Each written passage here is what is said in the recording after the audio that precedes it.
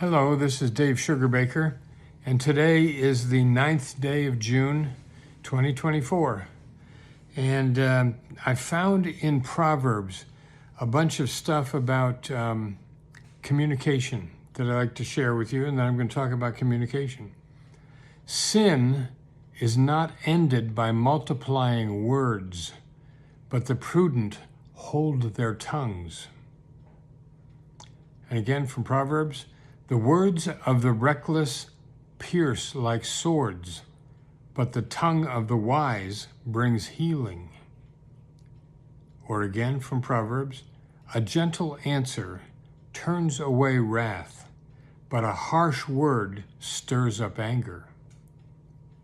Again, the heart of the righteous weighs its answers, but the mouth of the wicked gushes evil. Or again from Proverbs, fools find no pleasure in understanding, but delight in airing their own opinions. Proverbs, finally, to answer before listening, that is folly and shame.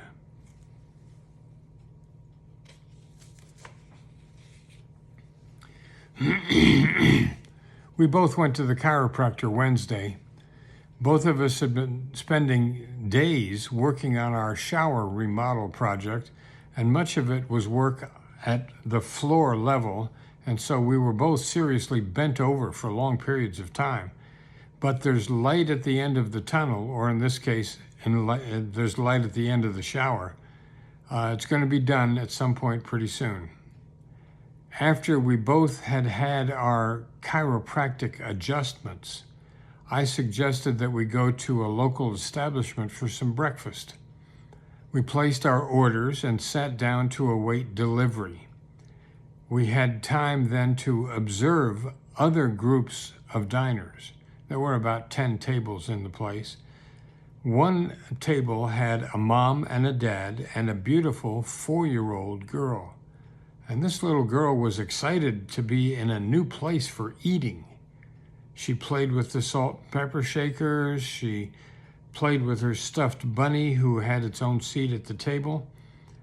But mom and dad were both on their phones, oblivious to their daughter. They were not there together. They were there separately. Then at another table, there was a mom with 2 teenage children at another table. All 3 of them had their phones out, texting unseen others. There was no talk going on whatsoever. There were several other tables with single people. Each of them had his or her phone out, texting invisible people. That didn't mean the restaurant was quiet. At another table, a woman sat alone, talking loudly to whoever was at the other end of her phone. And we heard her deal with a spam call. She was saying, "Who are you again? Why did you call me? What are you selling?" The restaurant staff were not on their phones. Also, patrons who were waiting to place their orders didn't seem to be on their phones while they waited. But it's happening all around us. People seem to be together, but they are each in their own bubble of addiction to their screen. And I wonder what lengths that little girl has to go to in order to get her parents' attention. When I had little kids, we didn't have cell phones to absorb our attention, but I still have parental guilt for not paying enough time, enough attention, often enough as they were growing up. Communication, seems like second nature to us. What could possibly be hard about talking? And I have a couple of observations, but it's nothing new. Proverbs covers most of it. And first, communication is a two-way street, and it requires talk and listening. Some people are good at talking, but when others take their turn speaking, they're not listening. They're just busy planning what they will say next. And this has the appearance of being a conversation, but it's really not. It's simply people taking turns filling the air with words. The writer of Proverbs would say, "Fools find no pleasure in understanding, but delight in airing their own opinions." A second observation was that understanding requires listening, which is a different skill from talking. Proverbs says, "To answer before listening, that is folly and shame." Listening requires us to momentarily set aside our own view to understand this differing perspective that somebody else has.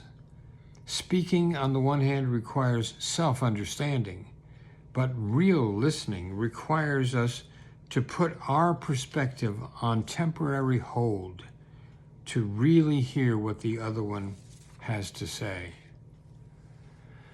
The Harvard Negotiation Project produced a book some time ago, and the name of the book was Getting to Yes. And the people who had conducted the Harvard Negotiation Project say that getting to yes requires that each side in the negotiation first be able to understand accurately and state back to the other side what the other side's interests and concerns are. And it's only when both parties feel heard, understood, and respected that negotiation begins. That's the importance of listening. And the writer of Proverbs would say, "A gentle answer turns away wrath, but a harsh word stirs up anger." If I'm having a conversation with someone, my goal is to understand and be understood. What will derail this exchange faster than almost anything else is to hear from that one that I'm talking to that I'm being judged stupid, wrong, or crazy. That's the opposite of being understood. If I feel mischaracterized or misunderstood, there's two possibilities. One is that I will try to defend myself, or, on the other hand, I will write off the conversation as valueless. It depends on the person that I'm trying to talk to. If that person is somebody who's emotionally important to me, then I'm going to try and try and try again to explain why my perspective is reasonable, sane, and valid. This is the root of a reoccurring disagreement. You still think that I'm somehow defective for seeing things the way I do, and I'm not. I'm just not you. Issues in human communication are not new. The writer of Proverbs had pretty well figured things out. That was 3,000 years ago. And 1,000 years later, a mere 2 millennia ago for us, Paul wrote to the church people at Ephesus. And they were having some communication difficulties. It might have been a really big early church fight. And Paul says, "Put away from you all bitterness and wrath and anger and wrangling and slander, together with all malice, and be kind to one another." Wow. The writer of Proverbs would say, "The words of the reckless pierce like swords, but the tongue of the wise brings healing." New eras can bring new challenges in communication, but all addictions cause the addict to ignore relationships and to focus only on the addiction. And when it's an addiction, the beginning of wisdom is to call it what it is. And that may be what we need to do with our little addictive screens. This may be the first step in dealing with it. The beginning of wisdom may be to call it what it is. Now, God bless you. And if you find value here, I'd appreciate it if you'd pass it along. But in any case, thank you for your time, and I'll see you soon.